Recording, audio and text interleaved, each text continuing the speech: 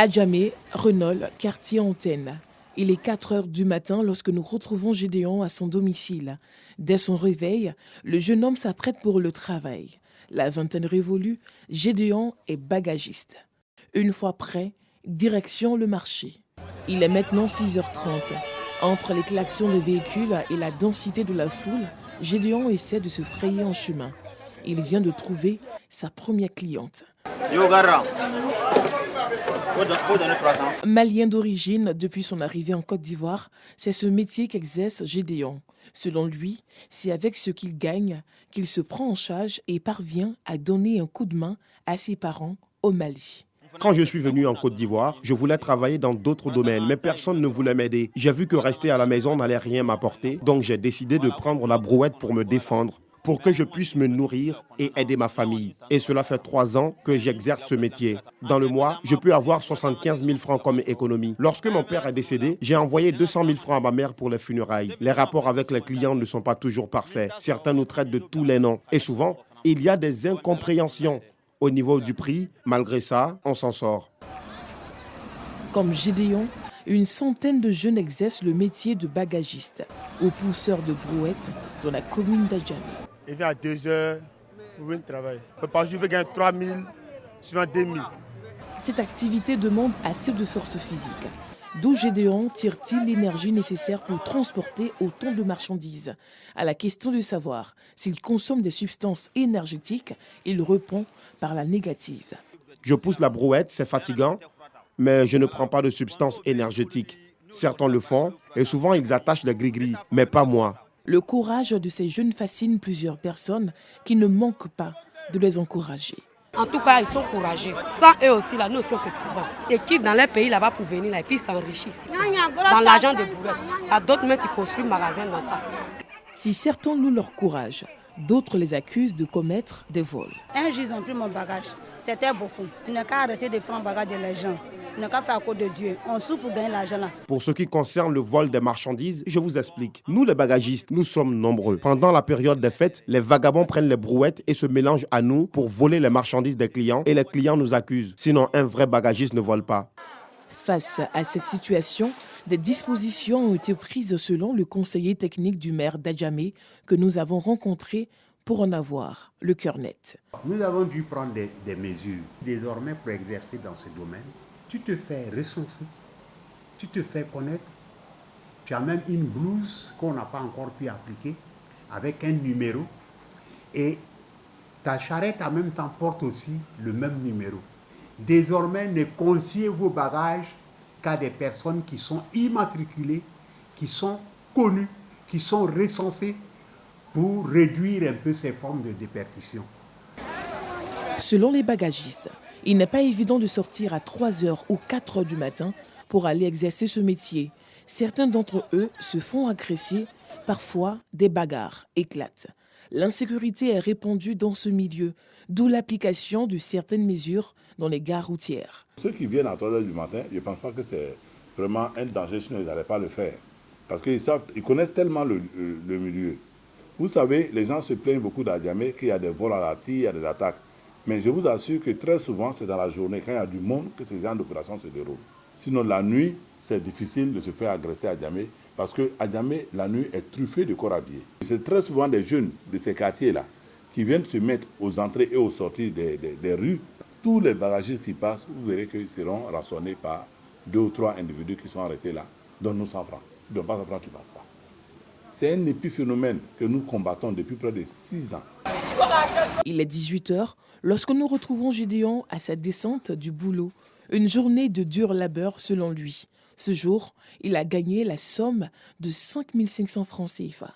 Pour la journée d'aujourd'hui, j'ai gagné 5 500 francs. J'ai pris 500 francs pour mon petit déjeuner et le déjeuner. Je garde 3 000 francs dans ma caisse et le reste des 2 000 francs, c'est pour les dépenses. Le travail est fatigant, mais ça nourrit son homme. Vous-même, vous voyez comment ma maison est petite, mais je paie 7 500 comme loyer chaque mois. Avec le peu que je gagne, j'arrive à payer les frais de scolarité de mes frères et j'aide aussi mes parents. Selon Gédéon, il n'y a pas de sot métier. Il invite donc ses frères africains en quête d'emploi à s'inspirer de son exemple. Plus tard, Gédéon entend ouvrir un magasin de vente de produits alimentaires avec les économies qu'il a réalisées en exerçant le métier de bagagiste.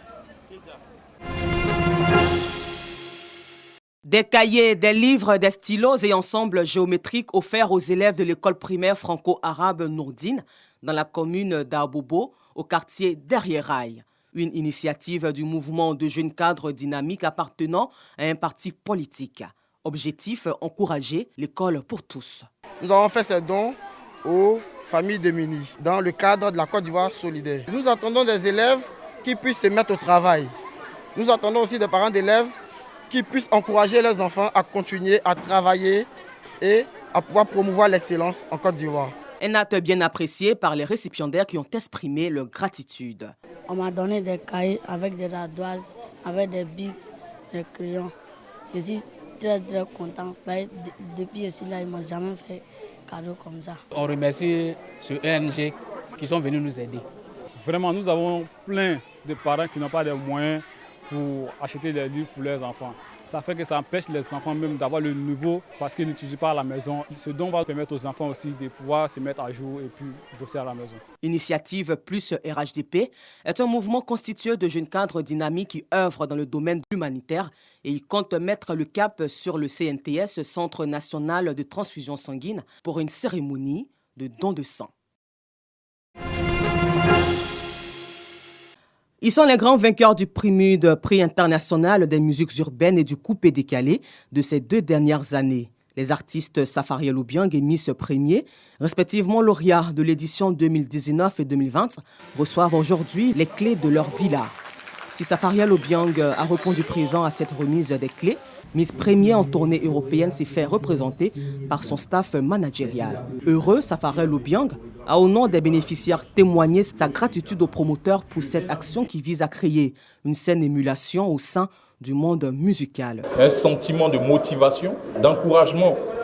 Et voilà, je crois que je n'ai pas de mots. Nous sommes tous là, nous avons tous visité la maison et voilà, chose due, chose faite.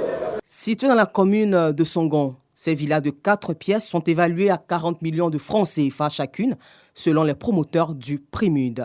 Pour eux, cette remise des clés témoigne de leur engagement à honorer les artistes qui contribuent au rayonnement de la musique ivoirienne. C'est une manière pour nous d'accompagner les artistes ivoiriens et puis de dire que la culture ivoirienne vit et que si nous assemblons nos forces, on peut faire des choses positives. C'est une manière aussi d'attirer l'attention de nos personnalités, dire que les gens de la culture sont là, il faut nous accompagner, il faut aider. Les artistes ont besoin d'un toit, ils ont besoin de beaucoup de choses, mais on dit aide-toi, Dieu t'aidera. Donc par ces petites actions, on montre que l'envie est, on veut faire des choses pour que les choses progressent positivement.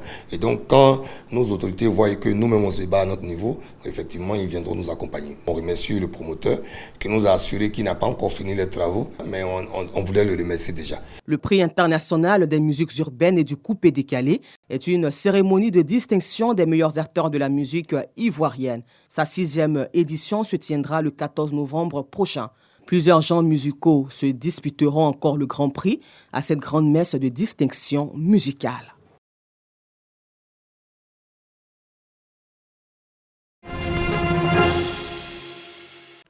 Bafoussam, Cameroun. Isabelle est venue dans ce service de pédiatrie avec son bébé prématuré. L'hôpital dispose de couveuses interactives. Elles sont équipées d'une unité de photothérapie, de capteurs et d'une caméra. Cette couveuse a plusieurs avantages parce qu'avec ça, on peut faire le monitoring à distance des bébés, c'est-à-dire on peut contrôler les paramètres du bébé à distance et puis avec la prévention aussi des infections et des va-et-vient dans la salle, comme la maman n'a pas aussi accès tout le temps à la salle, étant même chez elle ou à l'extérieur, elle peut suivre son bébé, le moment de son bébé. Les ingénieurs espèrent baisser le taux de mortalité néonatale qui atteint 28 décès pour 1000 naissances. Le pays est souvent confronté à des coupures de courant. Les couveuses sont équipées de batteries rechargeables. J'ai accouché. Il est sorti avec un poids à moins de 2 kg. Il avait 1,8 kg. Bon, le centre où j'ai accouché, ils m'ont référé ici. Là, et depuis ce jour, il a 2 semaines aujourd'hui. Il a déjà un bon poids. Bon, sa couleur aussi, la couleur de sa peau aussi, qui n'était pas bonne, il est rosé comme on a pu constater tout à l'heure, c'est une bonne chose. Et aussi, il pleut normalement.